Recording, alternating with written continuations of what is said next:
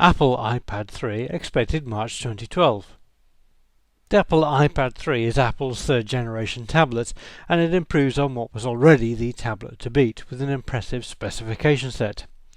It's not as revolutionary or outlandish as some rumours were suggesting. This latest iPad is more of a logical evolution of the previous device, but it must leave competitors wondering how they're going to catch up. The biggest change is perhaps not noticeable until you start using it. The iPad 3 now has a 1536 by 2048 pixel 9.7-inch display with 4 times the pixel of the old iPads. As with the iPhone 4 and 4S, Apple call this a Retina display, meaning that the pixels are too small to see.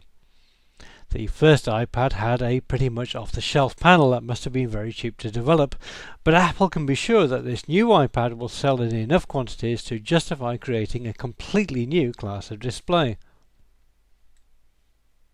Inside is a dual-core Apple A5X processor with a 4-core graphics GPU. We don't know how that'll compare with some of the monster 4-core CPU Android tablets coming up this year, but we suspect that Apple's design will be very competitive. Raw processing power is nice, but there's more to making a tablet than that. On the back is a 5-megapixel camera, Apple call this the iSight camera, with a secondary FaceTime camera on the front for video calling. The iPad 2 had just 0.7 megapixels at the back, but it could capture 720p HD video. The iPad 3's camera can capture 1080p video, but then Apple are also making a big deal of being able to edit digital images right on the iPad. Yes, the iPad 3 makes a really bulky camera, but it does mean that you can manipulate them straight away before emailing them off somewhere, and there are a number of other interesting built-in imaging features with a mass of related apps available to download as well. Surprisingly, the iPad 3 is actually thicker than the old iPad 2, coming in at 9.4mm thick compared to 8.8mm for the iPad 2. In reality, it isn't a big deal, but it's also about 10% heavier, which is definitely going the wrong way, coming in at between 652 and 662 grams compared to 601 to 613 grams for the iPad 2. As before, there's either a Wi-Fi only version or one that also supports cellular networks. We used to call that the 3G option, but in the US at least, the new iPad is a 4G device capable of running on AT&T or Verizon's LTE networks.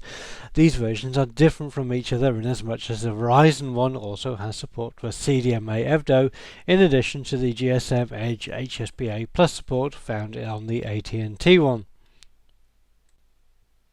The operating system is iOS 5.1, which is just like iOS 5 except better.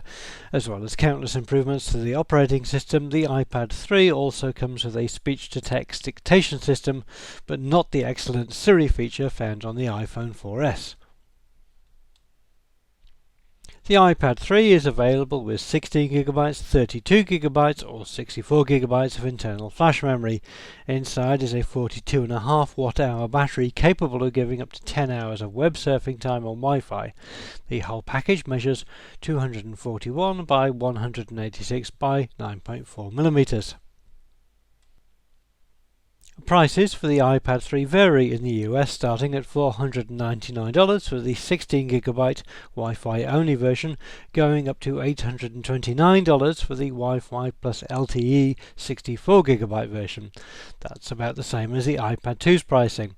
The good news is that the very capable iPad 2 is dropping in price by $100 and is now starting at $399. Officially, Apple are calling this just the new iPad and not the iPad 3, although we suspect that the iPad 3, iPad HD or iPad 4G names will become a common way of differentiating it. The iPad 3 should start shipping in the US, UK, Canada, Australia, Germany, France, Hong Kong, Japan and some other territories by March the 16th, with many more European countries by the end of the month.